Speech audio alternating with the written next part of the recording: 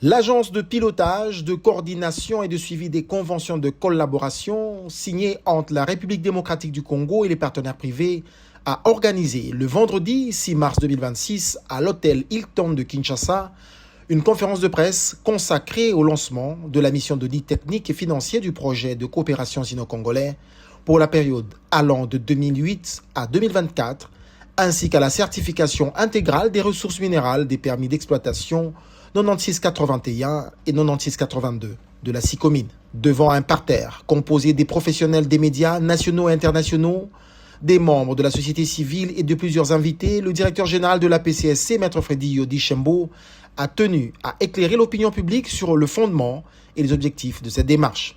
Dans son intervention, le directeur général de la PCSC a rappelé que cette mission d'audit trouve son fondement juridique dans l'article 1, alinéa 13 de l'avenant numéro 5 à la Convention de collaboration de 2008, signée à l'issue du processus de renégociation engagé par la République démocratique du Congo à la suite du rapport de l'Inspection générale des finances publié en 2023. L'audit technique et financier envisagé devrait couvrir l'ensemble des dimensions structurantes du programme sino-congolais, notamment les volets miniers, infrastructurels, financiers, fiscaux et contractuels. Un tel exercice constitue un instrument essentiel de bonne gouvernance. Il permettra en effet de dresser une photographie claire et objective du niveau réel d'exécution du programme depuis son lancement jusqu'à ce jour. Au-delà d'un simple exercice de contrôle, cet audit offrira également l'opportunité d'évaluer la pertinence, l'efficacité et l'efficience du partenariat au regard des objectifs stratégiques initialement assignés à ce modèle de coopération. Les conclusions attendues devraient ainsi contribuer à renforcer la qualité du pilotage du programme et à formuler des recommandations utiles pour améliorer sa performance dans les années à venir. Parallèlement à cet audit, la certification intégrale des ressources minières contenues dans les permis d'exploitation de SICOMINE constitue une étape fondamentale. Elle trouve sa justification dans le droit incontesté et même le devoir moral qu'a tout État souverain à examiner, évaluer et contrôler l'exécution des conventions engageant ses ressources nationales. Elle découle directement du devoir impérieux qu'ont les pouvoirs publics de rendre compte aux citoyens de la gestion du patrimoine commun. En effet, les ressources naturelles de notre nation appartiennent à l'ensemble de ses citoyens, aux générations présentes comme aux générations futures. Dès lors, tout accord portant sur l'exploitation de ces ressources doit pouvoir faire l'objet d'un examen rigoureux dans une logique de bonne gouvernance et de transparence. La certification permettra ainsi 1. De mettre à jour les estimations des ressources minérales concernées, 2. De garantir la fiabilité des données géologiques disponibles et 3. D'assurer une meilleure équité dans l'équilibre global du partenariat. Autrement dit, il s'agit d'un exercice de clarification stratégique indispensable pour consolider la crédibilité et la durabilité du programme de coopération sino-congolais. Maître Freddy Yodi Shembo a également invité les professionnels des médias à s'approprier cette mission d'audit, soulignant qu'elle ne constitue en aucun cas une mise en cause des parties prenantes.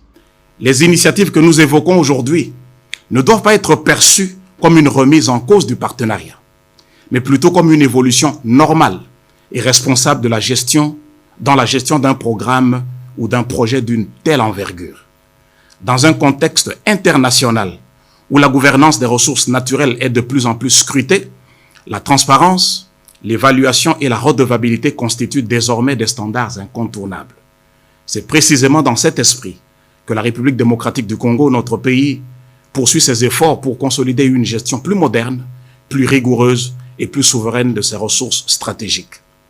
Dans cette dynamique, il convient également de rappeler le rôle central que joue l'APCSC, entendez l'agence de pilotage, de coordination et de suivi des conventions de collaboration signées entre la République démocratique du Congo et ses partenaires privés, dans le dispositif institutionnel mis en place par la République pour assurer la redevabilité, la transparence et le suivi rigoureux des partenariats stratégiques engageant les ressources de notre pays. L'agence s'emploie, conformément à son mandat, à veiller à la bonne exécution des engagements contractuels et à garantir que ces partenariats produisent effectivement les retombées attendues par la nation.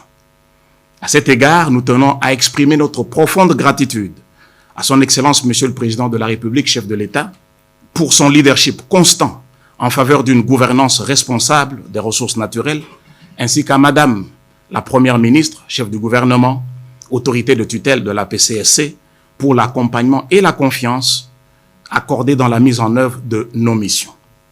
C'est donc cet esprit de rigueur, de transparence et de responsabilité que la PCSC, sous ma direction, compte imprimer dans le suivi de cette convention et des conventions de coopération issues de tout partenariat à venir. Il convient de rappeler que la signature des contrats relatifs à cette mission est intervenue le 5 mars 2026 entre la PCSC et les parties prenantes, notamment le consortium du groupement des conseils internationaux ATF-PCSC et SRK Consulting.